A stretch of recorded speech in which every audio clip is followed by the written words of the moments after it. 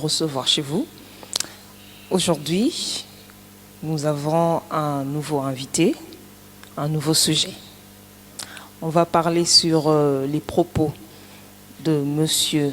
Bahati Lukwebo.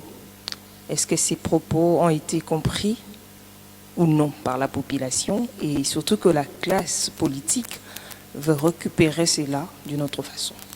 Sur ces plateaux, j'ai un invité. Il s'agit de M. Patrick Makanga. J'ai bien prononcé votre nom? Bien évidemment. Soyez le bienvenu chez nous.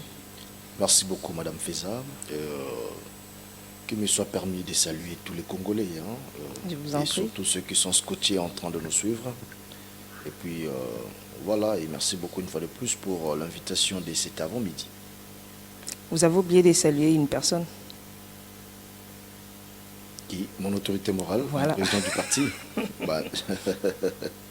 Je les salue, bien évidemment. Vous savez, la politique au sein de l'AFDC allié, ou soit au sein de l'AFDC comme parti politique, nous n'articulons pas notre politique autour de l'individu, de notre président statutaire, mon autorité morale.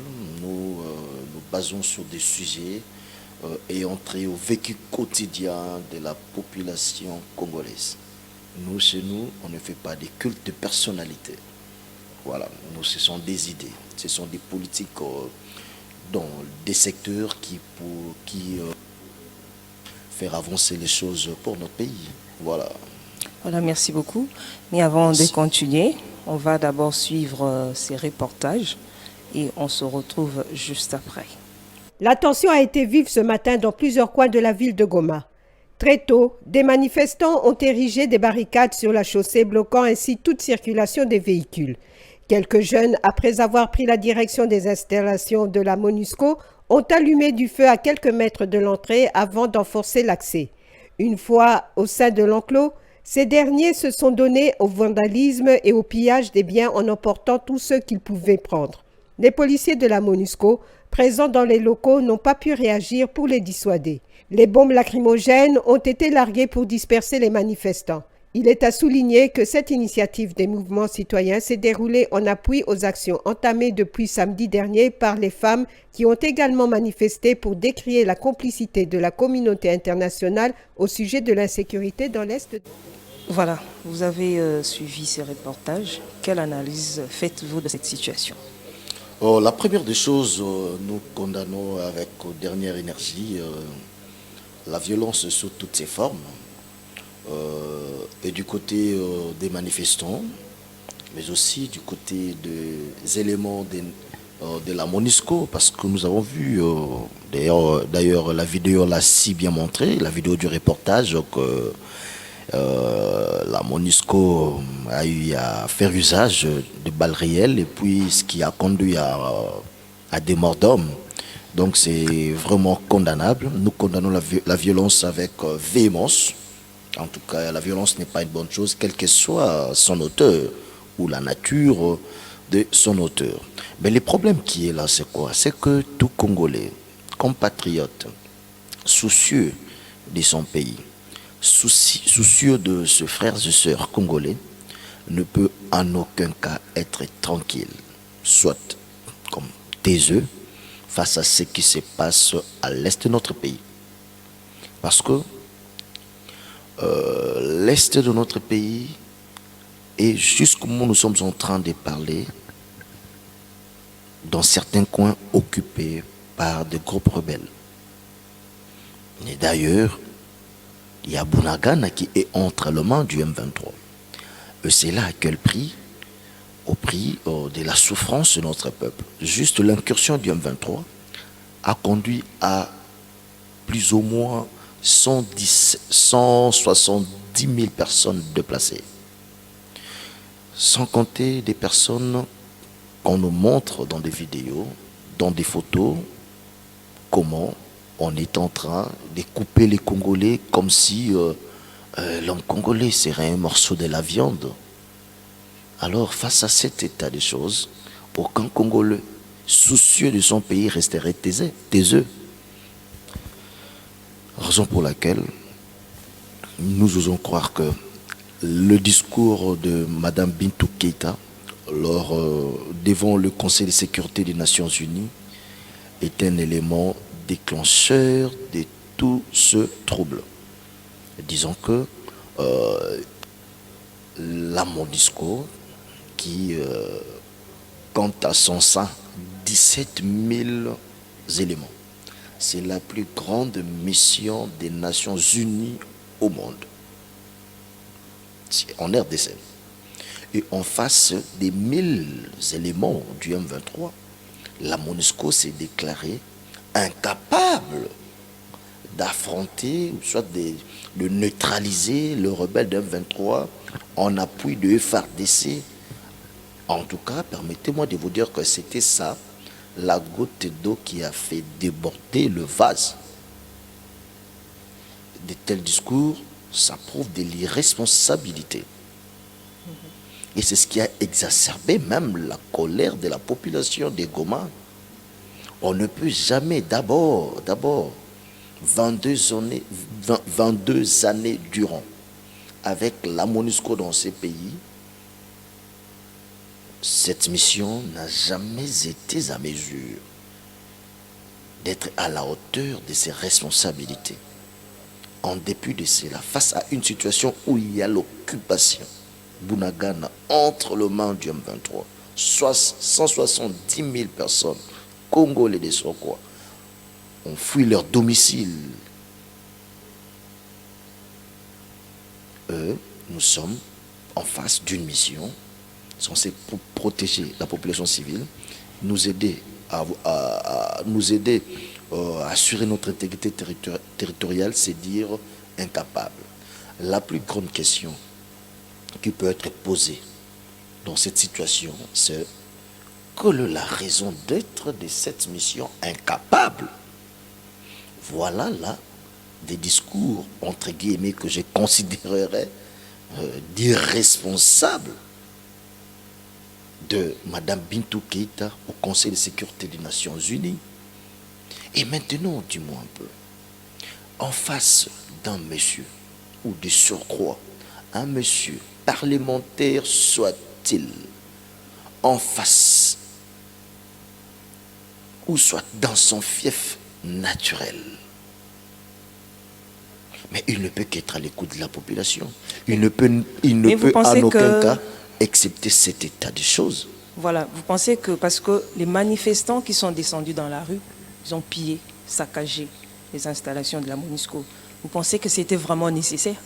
Non, écoutez, je l'ai dit à l'entame de mon propos, la violence est condamnable. Donc sous toutes ses formes, oui, quelle que soit la nature de son auteur, et du côté population, voilà, et du côté des Nations Unies. Okay. Parce qu'il y a eu des dérapages lors de manifestations. C'est parce que les manifestants ne sont pas éduqués. Nonobstant le fait, ça c'est vous qui le dites, bon voilà, mais nous condamnons mais parce qu'il est revendiqué, quand on revendique quelque chose... Nous condamnons des actes de violence, oui, des actes de pillage. Oui. Nous condamnons cela avec l'air de l'énergie. Vous voyez? Mais les responsabilités sont partagées parce que, de notre part, nous avons vu la mission des Nations Unies pour la stabilité du Congo tirer sur la population. Vous voyez? Donc, comme on dit, la violence a été observée des parts et d'autres. Donc, c'est condamnable. Et au fief de la MONUSCO, mais aussi au fief de certains manifestants qui se sont illustrés dans des comportements peu orthodoxes. Donc, vous n'allez pas, comme je disais tantôt, vous n'allez pas accepter, si vous étiez parlementaire dans votre fief et ce coin-là, accepter cette situation où se trouve l'Est de la République démocratique du Congo. Et de surcroît, un modeste Bati Lukubo, le professeur, c'est un très grand leader de ce coin. Non, il ne peut jamais accepter cela. Pourquoi la MONUSCO doit procéder à de telles déclarations pendant que la population s'attendait beaucoup de cette mission pour la stabilité du Congo? Et c'est de là que la population s'est dit, nous avons tous suivi la vidéo, nous ne voulons plus de la MONUSCO. on a regardé la foule. Le professeur Modeste Bahatulukwebo, en tant que parlementaire, il a posé la question à la population.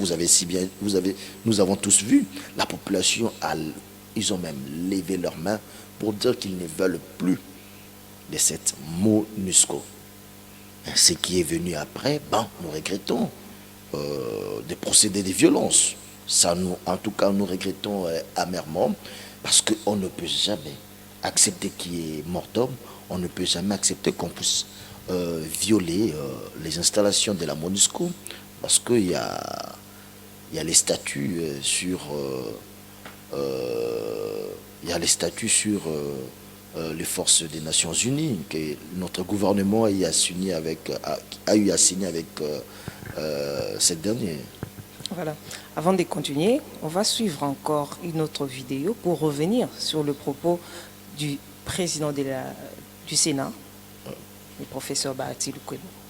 Ma présence ici, avec la délégation qui m'accompagne, c'est pour sensibiliser d'abord les jeunes à s'enrôler dans l'armée pour défendre la patrie, défendre le pays, défendre l'intégrité du territoire et nous ramener la paix durable. Nous tous, nous rendons d'abord grâce à Dieu qui nous a donné le souffle jusqu'en ce moment. Deuxièmement, nous nous rangeons tous comme un seul homme derrière le chef de l'État, son Excellence Félix Antoine Tshisekedi Tshilombo, commandant suprême des forces armées et de la police nationale congolaise. Nous disons que nous allons vaincre l'ennemi, nous allons le vaincre. Nous allons gagner cette guerre. Nous devons gagner cette guerre injuste. C'est pourquoi nous nous posons la question de savoir la MONUSCO, qui jadis s'appelait MONUC, comment avec 20 000 hommes pendant 22 ans, ils n'ont pas pu ramener la paix dans notre pays. Vous demandez qu'ils partent. Vous demandez qu'ils partent. Ceux qui demandent qu'ils partent, levez les mains. Ceux qui demandent le départ de la MONUSCO. Voilà la MONUSCO, elle doit plier les bagages. Nous-mêmes, nous allons nous assurer la paix, la sécurité et l'intégrité de notre territoire. La détermination, c'est plus que les armes. Même si la communauté internationale est complice dans ce qui nous arrive et nous empêche même de commander les armes pour nous défendre, maintenant nous-mêmes, nous allons nous défendre avec les armes de bord. Nous prendrons toutes sortes d'armes pour nous défendre, n'est-ce pas?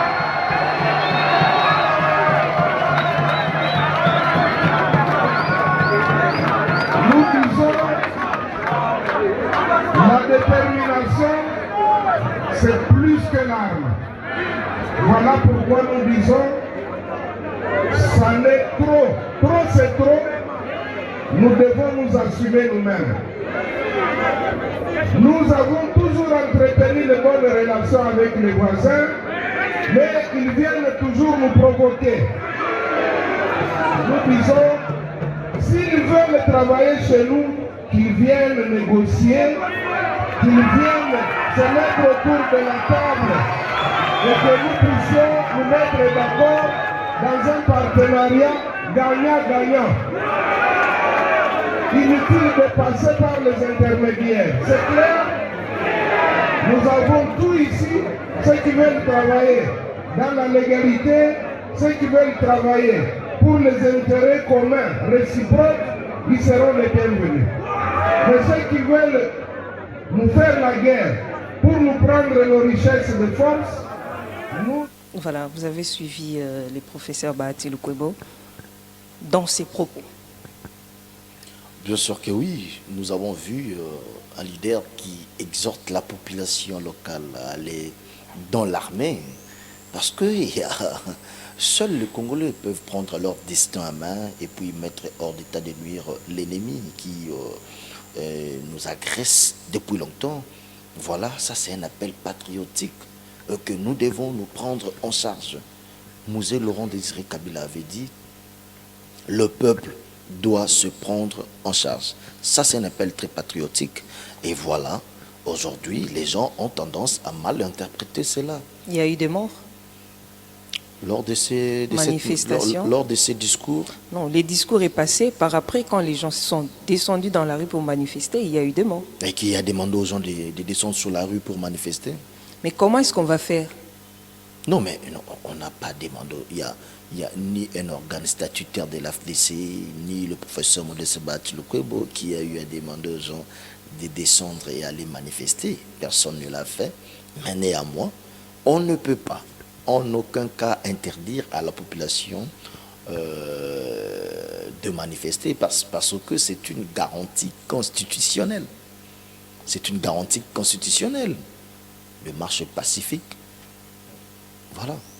Marche La marche pacifique est garantie. qui Ça, finit c'est- par des morts du côté Non, je de vous parle Congolais ici- et puis du côté de la MONUSCO. Je vous parle aussi de l'article 26 de la Constitution qui dit la liberté de manifestation est garantie dans son alinéa premier, bien évidemment. Donc, on n'interdirait pas à la population de manifester, surtout si elle est contre une situation. Et cette mobilisation, ce qui est vrai, malheureusement, ne vient pas de l'AFDC ni de son président statutaire, le sénateur Modeste Bahati Lukwebo. Mais raison pour laquelle j'ai dit, nous avons condamné la violence sous toutes ses formes, et du côté MONUSCO et du côté congolais. Aujourd'hui, l'autorité morale de l'AFDC contrôle, si je peux dire, les Nord Kivu. C'est son terrain électoral aussi. Mais il y a les problèmes d'insécurité qui persistent. Est-ce la faute de la MONUSCO ou bien les groupes rebelles ou la population? À qui la faute? Le problème qui est là, nous devons savoir qu'aujourd'hui, avec des signaux en notre possession, avec la situation que nous vivons sur notre peau, qui n'arrête de quitter nos pensées, on comprend que la République démocratique du Congo est aujourd'hui victime d'un complot sur le plan international. Parce que nous sommes tous informés du plan de balkanisation du Congo qui doit commencer par l'Est. Donc il y a une sorte de complicité. Et curieusement, dans cette complicité internationale, on utilise des pays censés être pour nous des pays frères à part entière. Et cet état des choses fait même en sorte que la région soit toujours dans le sous-développement. Parce que les développements, l'avenir de notre région aujourd'hui dépend des liens de confiance, dépend de notre capacité à nouer ou à créer des liens de confiance entre populations, entre institutions, entre organisations, par des dynamiques régionales et des actions transfrontalières concrètes. Ce sont là le préalable même pour la stabilité de notre région. Il faudrait que dans une vision panafricaniste, que les pays qui nous entourent comprennent que nous avons en quelque sorte une même histoire. Eux que nous devons nous regarder non pas en chiens de faïence, mais plutôt comme des frères pour que nous puissions évoluer ensemble. Ils doivent se débarrasser de ces démons internationaux qui passent par eux pour déstabiliser l'Est, la République démocratique du Congo. Parce que notre développement, le développement de la région, comme je peux vous le dire que parallèlement au processus de mondialisation, l'intégration régionale est plus que jamais un élément critique pour le développement de l'Afrique centrale. Alors, l'intégration régionale et géopolitique. Ça nous renvoie à des interdépendances économiques, politiques, culturelles. Donc, nous devons prendre conscience, nous les pays africains, et surtout ceux qui sont manipulés par des puissances internationales, par des multinationaux, ils doivent prendre conscience que ça ne joue pas en notre faveur. Ça joue en notre faveur, ça joue en défaveur de la région. Nous devons être soudés, regarder tous dans la même direction. Raison pour laquelle nous devons jeter des fleurs à l'actuel chef de l'État. Quand il est venu, il a jeté des passerelles presque avec tous les voisins pour que nous puissions travailler pour le bien-être de notre Afrique centrale, pourquoi pas de l'Afrique tout entière. Parce que même dans la vision de Kwame Nkrumah, parmi des gens qu'on cite parmi des panafricanistes, dans l'idée de Lumumba, c'était que l'Afrique, les Africains devraient apprendre à vivre ensemble. Mais c'est la chose que les Occidentaux n'acceptent jamais. Ils n'avalent jamais cette pilule. Parce qu'ils savent que si les Africains sont mis ensemble, ils vont travailler dans le sens à profiter de tout ce qu'ils ont comme ressources naturelles. Et l'Afrique aujourd'hui peut décoller. Mais si l'Afrique peine à décoller, parce que parmi nous les Africains, il y a trop de traîtrise, il y a trop de la trahison. Nous devons quitter des intérêts partisans parce que notre destin à nous tous c'est lié. Nous sommes tous africains et que nous devons apprendre à rester soudés pour notre développement. On ne peut pas toujours être considéré comme les berceaux de l'humanité, comme si c'est un endroit qui regorgeait, comme si l'Afrique, c'est un endroit qui doit regorger en son sang de bébé. Non. Nous devons nous comporter. Nous devons être un acteur. Comment nous devons être l'Afrique doit être un acteur majeur et puis qui est dans de places de choix sur l'échiquier international. Mais aujourd'hui, regardez comment vivent nos populations, dans des pauvretés extrêmes. Mais nous sommes des guéguerres nous sommes dans des guéguerres entre nous. Et cela ne nous arrange pas. Raison pour laquelle nous pensons que nous, les Africains, nous sommes à mesure de trouver des solutions made in Africa pour notre bien-être. D'ailleurs, de par nos us et coutumes bantous que nous sommes, nous trouvons des solutions par de l'arbre, sous l'arbre à palabre. C'est là que nos ancêtres savaient trouver des solutions aux différents problèmes qui rongeaient notre société. Nous avons vu que la mission des Nations Unies au Congo n'est pas à la hauteur de nos attentes. Nous croyons qu'avec eux, en tout cas, nous allions un peu vivre une sorte de stabilité en RDC, mais nous voyons que cette mission n'a jamais été à la hauteur. Hormis cela, cette mission aujourd'hui, avec Mme Bintou Keïta, se déclare ouvertement qu'elle est incompétente. Qu'elle est incompétente. Est-ce là les prières des Congolais et Congolaises qui ont été entendues par Dieu et que pour pousser Mme Bintou Keïta à montrer, à étaler sur le plan international l'échec, l'incompétence de cette mission des Nations Unies pour la stabilité de la République démocratique du Congo 20 ans durant, plutôt 22 ans durant. Voilà là où on se pose tant de questions. C'est là que cette situation nous amène, nous plonge au point de voir que nous sommes victimes d'un complot international où la communauté internationale et le maître d'orchestre utilisant des petits sorciers qui sont comptés parmi nos pays voisins, surtout dans la partie est de notre pays. Et nous, Congolais, devrions-nous être taiseux face à cet état des choses? Nous, l'AFDC alliés, n'avions pas demandé à qui que ce soit de sortir, d'aller manifester.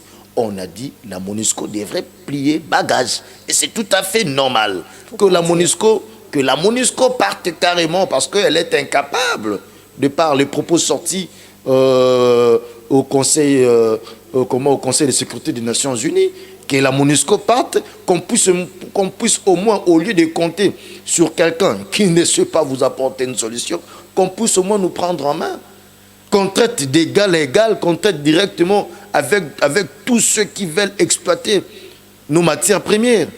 La MONUSCO est aujourd'hui budgétivore. On doit reconnaître cela. Ils ne peuvent pas nous interdire d'émettre nos opinions. La Déclaration universelle des droits de l'homme, en son article 19, consacre la liberté d'opinion. Vous n'allez pas interdire à un parlementaire, un grand leader de l'Est comme Modeste Bahatou Lukwebo, vous n'allez pas lui interdire d'émettre son opinion. Vous n'allez pas le lui interdire. Ça serait violer la déclaration même universelle des droits de l'homme. Et notre constitution consacre cela en son article 17. La liberté, sur des libertés individuelles. Garantie sur des libertés individuelles. Moi, je pense que nous ne devons pas nous rabaisser. Nous ne devons pas être réduits en esclavage dans notre propre pays. Nous devons réfléchir en toute liberté. Nous avons la liberté des consciences, la liberté de pensée et d'opinion comme garantie constitutionnelle et soutenue par la Déclaration universelle des droits de l'homme. Ils ne peuvent pas nous réduire au silence. On ne peut pas non plus nous pousser à être esclaves dans notre propre pays, qu'on soit esclaves dans nos propres corps. Non, ça on ne le permet pas. Mais néanmoins, personne aujourd'hui peut prouver, peut montrer une instruction venant du sénateur professeur Modeste Bahatou Lukwebo, demandant aux gens de sortir le jour où ils sont sortis d'eux-mêmes. Ils sont sortis d'eux-mêmes, nous ne savons par quelle organisation, raison pour laquelle nous rappelons au calme, nous appelons au calme. Nous appelons au calme, pas au trouble. Et même, je vous ai dit, que même la manifestation est garantie dans notre constitution. Donc ne nous leurrons pas. Nous ne devons pas laisser place à nos détracteurs, parce qu'on a déjà vu qu'il y a une mauvaise foi de la communauté internationale face au problème de la République démocratique du Congo. Malgré la mission des Nations Unies ici au Congo, on continue à couper des Congolais, on continue à violer des femmes. 22 ans durant, avec une mission la plus importante du monde, ici en RDC, est-ce que devrions-nous rester taiseux face à cette situation? Moi, je pense que personne ne va l'accepter. La MONUSCO doit soit très bien jouer son rôle, la MONUSCO doit soit très bien jouer son rôle, doit soit être à la hauteur des attentes que la population congolaise espère de lui, ou carrément plier bagage. C'est simple.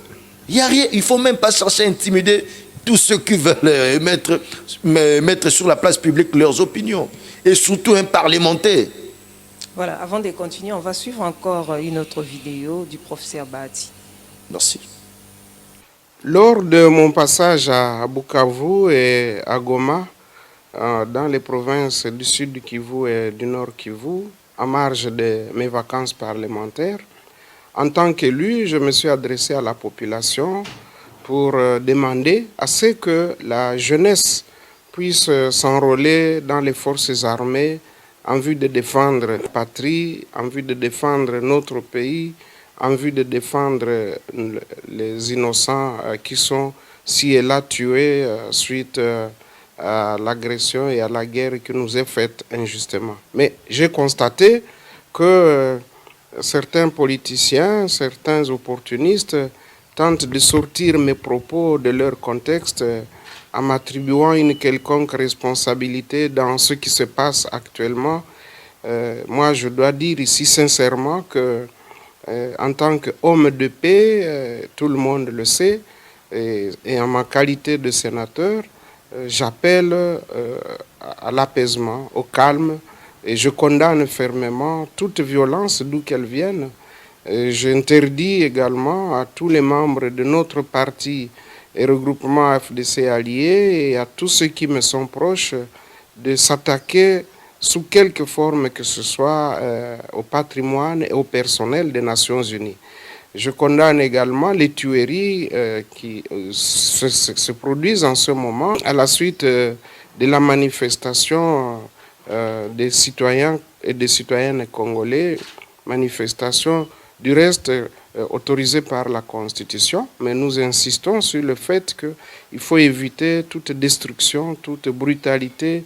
On peut s'exprimer sans nécessairement causer des dégâts humains ou matériels. Voilà pourquoi j'ai tenu à m'adresser en tout cas à notre peuple, où qu'il soit. Ce n'est pas seulement pour le sud et le nord Kivu ou l'Ituri, mais c'est pour l'ensemble des Congolais qui ont soif de goûter à la paix et à la stabilité, qui défendent mordicus l'intégrité de notre territoire. Nous disons que tout cela doit se faire dans le calme. Voilà pourquoi je tenais à apporter cette précision. Voilà. Monsieur Bahati est revenu sur ses propos. Il a essayé de calmer un peu les manifestants. Est-ce que c'est parce qu'il a eu peur? Je ne pense pas avoir entendu le sénateur Modeste Bahati Lukwebo revenir sur quoi que ce soit. Parce que ce sont les mêmes propos qu'il avait tenus. Il est revenu sur quoi? Il est revenu pour demander aux manifestants de se calmer. Non, il a demandé aux manifestants, il a condamné les troubles. Il condamne, mais quand dans les premiers propos, quand il avait tenu ce propos, il demandait à la population ce que la population voulait le départ de la MONUSCO. Bien sûr. Mais quand les manifestants sont sortis dans la rue, ils ne s'attendaient pas à ce que les manifestants allaient sortir dans la rue pour demander le départ de cette façon-là. C'est pour cela qu'il est revenu. Non, écoutez, pour appeler la population au calme. Écoutez, mais c'est pas revenir sur son propos. Soit il a eu peur. Non. Écoutez, intervenir sur un dossier que tu as déjà eu à intervenir ne veut pas dire revenir sur des propos que tu as eu à tenir. Tu peux venir être soit beaucoup plus explicite ou soit avancer d'autres arguments. Donc dans les premiers propos, il n'avait pas avancé ses arguments. Il n'est revenu sur rien du tout. Il a plutôt, compte tenu de la situation de ce coin où lui, aujourd'hui, c'est un grand leader de cette partie. Il est grand leader, mais il y a toujours la sécurité. Il est grand leader de la raison pour laquelle il a émis sur la place publique son opinion. Il a appelé les gens au calme. Il a condamné la violence sous toutes ses formes. Je l'ai dit à l'entame de mon propos, de cette émission, que nous condamnons la violence, quelle que soit la nature de son auteur. Comme on dit, les responsabilités sont partagées et du côté de la MONUSCO et du côté de la population. Il a dit qu'il n'est pas bien qu'on s'attaque au personnel ou au patrimoine de la MONUSCO. Ça, c'est pas revenir sur son propos. Comme vous ne voulez pas qu'on parle des propos, bon, quand il a tenu ses meetings pour le premier tour, il a demandé à la population qu'est-ce que la population voulait. Oui. La population a répondu le départ de la MONUSCO. Aujourd'hui, il a dit que la MONUSCO ne doit plus partir. Non, pour que la paix revienne. Alors, mais il ne s'attendait pas à ce que la population allait sortir dans la rue pour saccager. Il ne s'attendait pas à cela. Mais quelles sont les actions que l'AFDC, jusqu'aujourd'hui, fait pour ramener la sécurité au Nord Kivu? Je veux vous dire, j'aimerais que nous puissions un peu enlever l'équivoque. Voilà. Il n'a pas dit que la MONUSCO doit rester. Parce que c'est là il ne l'a pas dit. Il ne l'a pas dit. Donc pour dire qu'il n'a pas dit non plus. Il n'a pas dit non plus que la MONUSCO doit partir. Écoutez, il y a ceci. Il n'a pas dit que la MONUSCO doit rester pour qu'il soit en porte-à-faux avec la population qui a demandé le départ de la MONUSCO. Il ne l'a pas dit. Donc il n'est revenu sur rien du tout. La revendication de départ de la MONUSCO, dans cette revendication, les patrons, c'est la population de ce coin. Cette population qui vit la souffrance des atrocités dans cette partie du territoire de notre pays. Donc, lui n'a pas dit à la population que vous avez tort, que je vous contredis aujourd'hui, parce que des personnes de mauvaise foi tenteraient à m'attribuer faussement la paternité des troubles et saccages du patrimoine des Nations Unies, et puis des morts du côté de la population. Non, il ne l'a pas dit. Mais néanmoins, j'en profite pour mettre en garde ces opportunistes rabougris qui tenteraient à porter les chapeaux au sénateur Modeste Bahati Lukwebo. Donc on voit de la mauvaise foi. Les Congolais, des fois, ceux de la classe politique, sont devenus comme des vampires. Juste pourquoi? Parce qu'ils veulent se repositionner politiquement. Ils oublient tout ce que vive la population de ce coin. Ils veulent porter les chapeaux de trouble à un individu. Pourquoi? Parce qu'ils représentent des enjeux. Ils ont fait un raccordement. Ils se disent non, si on pourrait profiter de cette situation pour attaquer la personne de Modeste Bahati Lukwebo. Si nous l'avons, eh bien, nous avons des avantages. Hein? Donc, il représente beaucoup d'enjeux. Il est comme aujourd'hui source de beaucoup de jalousie. Plutôt, il est objet de beaucoup de jalousie aujourd'hui. Parce que ces raccordements-là, je ne vois pas ça quel soubassement. Et sur le plan de droit, et sur le plan même de bon sens ou de marche. Donc, ça, c'est un raccordement beaucoup plus frauduleux. Nous, au sein de l'AFTCE allié, comme l'a si bien dit notre président statutaire, il a si bien dit que les jeunes doivent beaucoup plus et massivement adhérer à l'armée pour que nous puissions prendre notre destin en main. Parce que nous aurons vu des insuffisances de la mission des Nations Unies pour la stabilité du Congo. On a beaucoup compté sur la communauté internationale qui aujourd'hui se déclare incapable. Mais pourquoi ne pas compter sur les incompétente. Pourquoi ne pas compter sur les FARDC? Mais raison pour laquelle quand nous appelons la jeunesse à adhérer dans l'armée, mais c'est parce que ça veut dire qu'on compte que sur nos militaires du FARDC. Alors, une manière pour nous de renforcer l'action de nos militaires, raison pour laquelle nous appelons les jeunes, la population à y adhérer massivement pour qu'il y ait beaucoup plus d'impact et que nous nous prenons en charge. Et ce n'est pas impossible, parce que, en tout cas, les Nations Unies ont fait preuve des limites terribles, hein, et puis sur la place publique et sur le plan mondial.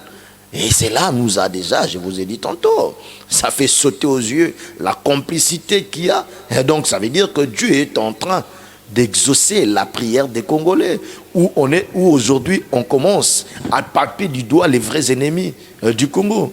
Vous savez, je vais vous dire une chose, la RDC d'aujourd'hui est l'objet, bien sûr, j'atterris, la RDC aujourd'hui est un grand sujet de prière dans des grandes églises, dans des grandes dans des grandes, permettez-moi, le terme de l'humanité, ça c'est le terme communément utilisé, mais tel que dans le ministère de la Voix de OI international, chaque dimanche, les gens prient pour ces pays, la République démocratique du Congo. Nous osons croire qu'avec Dieu et notre détermination, nous mettrons en mal tous nos détracteurs. Merci, M. Patrick, d'avoir répondu à notre invitation. C'est moi qui vous remercie, Madame Feza. Voilà, c'est la fin de l'entretien. Merci pour votre attention. Au prochain numéro.